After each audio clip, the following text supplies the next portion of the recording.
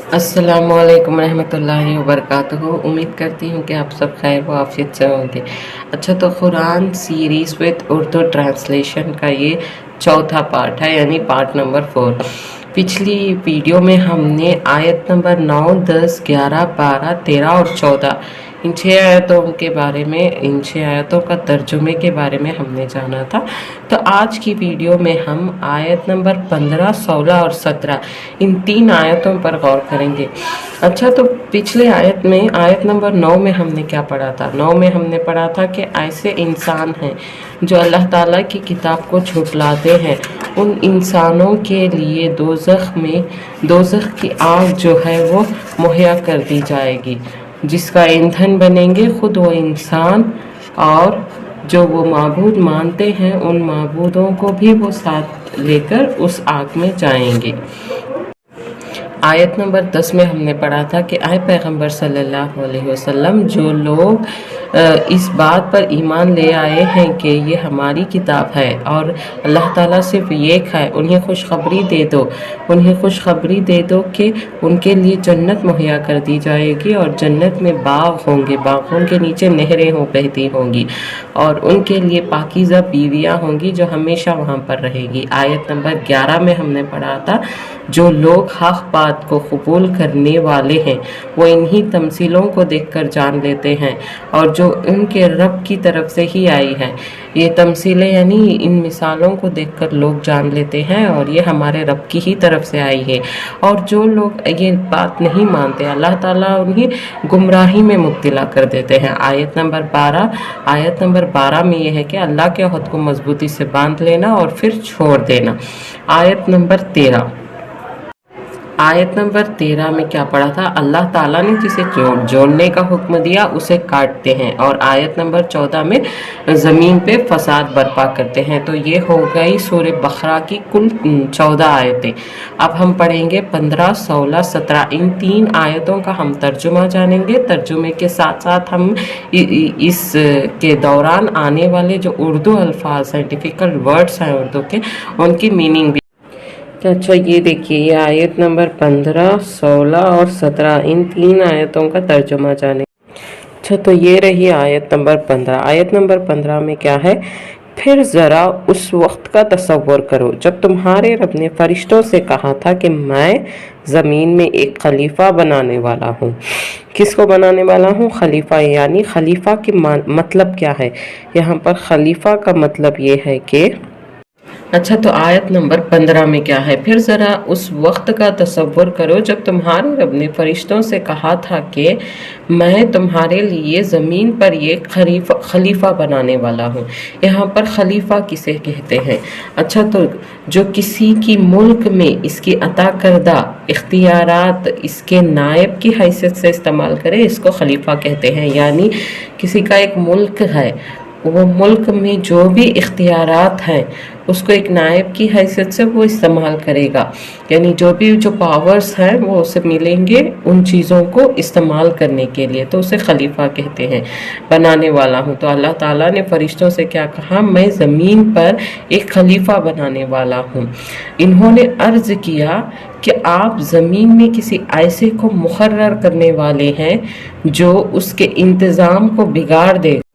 अच्छा, तो आयत नंबर 16 में फरिश्तों ने अल्लाह ताला से कहा कि क्या आप ज़मीन पर किसी ऐसे को मुकर्रर करने वाले हैं जो उसके इंतज़ाम को बिगाड़ देगा और खून रेजियाँ करेगा। आपकी हम्द व सना के साथ तस्बीह और आपकी तक़दीस को हम तो कर ही रहे हैं। फरिश्तों ने कहा कि आपकी हम्द व सना यानी आपकी तारीफ़ हम कर रहे हैं और आपकी तस्बीह भी हम कर रहे हैं। क्या इसके अलावा आप किसी और को इस दुनिया में मुकर्रर कर रहे हैं? तो अल्लाह ताला ने फरमाया, मैं जानता हूँ जो कुछ तुम नहीं जानते। अल्लाह ताला सब कुछ जानते हैं जो फरिश्ते भी नहीं जानते। इसके बाद अल्लाह ताला ने आदम अलैहिस्सलाम को सारी चीज़ों के नाम सिखाए। अल्लाह ताला ने आदम अलैहिस्सलाम को सारी चीज़ों के नाम सिखाए, फिर इन्हें फरिश्तों के सामने पेश किया और फरमाया, अगर तुम्हारा ख्याल सही है कि کسی خلیفہ کے تقرر سے انتظام بگڑ جائے گا، یعنی اگر میں نے کسی خلیفہ کو بنایا تو زمین کا انتظام بگڑ جائے گا، تو ذرا ان چیزوں کے نام بتاؤ جو کچھ اللہ تعالیٰ نے آدم علیہ السلام کو سکھایا تھا۔ اللہ تعالیٰ نے ان ساری چیزوں کا کوشچن کیا، یعنی سوال کیا فرشتوں سے کہ تم بتاؤ، ان چیزوں کے نام بتاؤ۔ تو آگے سے کیا جواب ہے؟ تو انہوں نے عرض کیا نقص سے پاک تو آپ ہی کی ذات ہے، ہم تو بس اتنا ہی علم رکھتے ہیں جتنا آپ نے ہم کو دیا ہے۔ فرشتوں نے کہا کہ اللہ تعالیٰ بے شک آپ جانتے ہیں، آپ جتنا علم ہم کو دیا ہے ہم صرف اتنا ہی جانتے ہیں، حقیقت میں سب کچھ جاننے اور سمجھنے والے آپ کے سوا کوئی نہیں۔ پھر اللہ تعالیٰ نے آدم علیہ السلام سے کہا کہ تم انہیں ان چیزوں کے نام بتاؤ۔ جب اس نے ان کو ان سب کے نام بتا دیے تو اللہ تعالیٰ نے فرمایا میں نے تم سے کہا نہیں تھا کہ میں آسمانوں اور زمینوں کے وہ ساری حقیقتیں جانتا ہوں جو تم سے مخفی ہیں۔ مخفی کا مطلب کیا ہے؟ جو تم سے چھپی ہوئی ہیں۔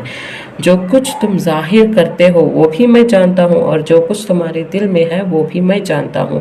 یعنی اچھا، پھر جب ہم نے فرشتوں کو حکم دیا کہ آدم علیہ السلام کے آگے جھک جاؤ تو سب جھک گئے، مگر ابلیس نے انکار کر دیا۔ وہ اپنی بڑائی میں گھمنڈ میں آ کر آدم علیہ السلام کے آگے جھکنے سے انکار کر دیا اور وہ نافرمانوں میں شامل ہو گیا۔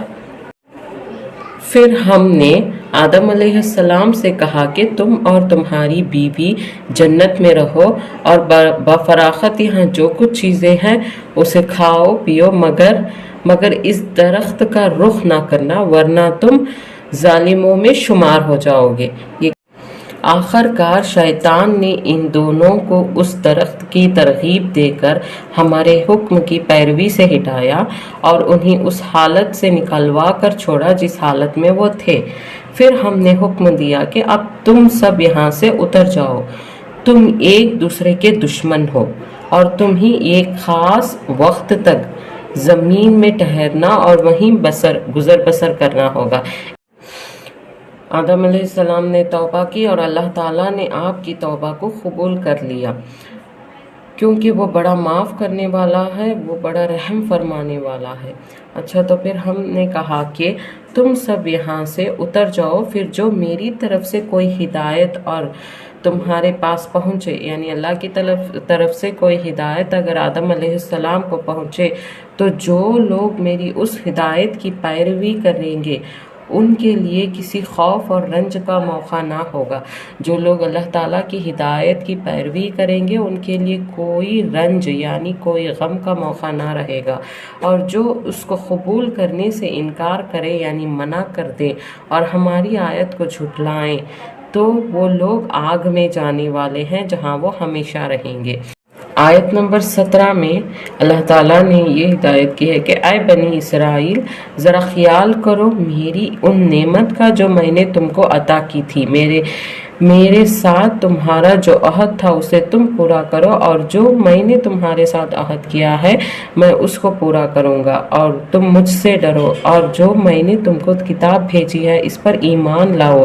یہ اس کتاب کی تاکید ہے جو تمہارے پاس پہلے سے موجود تھی، لہٰذا سب سے پہلے تم ہی اس کتاب کے منکر نہ بنو، یعنی انکار کرنے والے نہ بنو، تھوڑی قیمت پر ان آیتوں کو نہ بیچو۔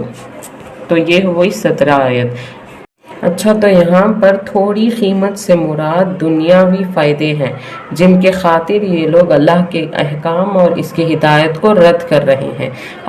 اچھا، تو یہ ہو گئے سورہ بقرہ کی 15، 16 اور 17 ان 3 آیتوں کا ترجمہ اور اس میں آنے والے معنی۔ تو اس ویڈیو کا یہ پارٹ پہلا ہوگا، اس کا اور ایک پارٹ میں بناؤں گی جو اور تفصیل سے جائیں گے۔ اچھا، تو ویڈیو اچھی لگی ہے تو چینل کو لائک اینڈ شیئر کریں اور سبسکرائب کرنا نہ بھولیں۔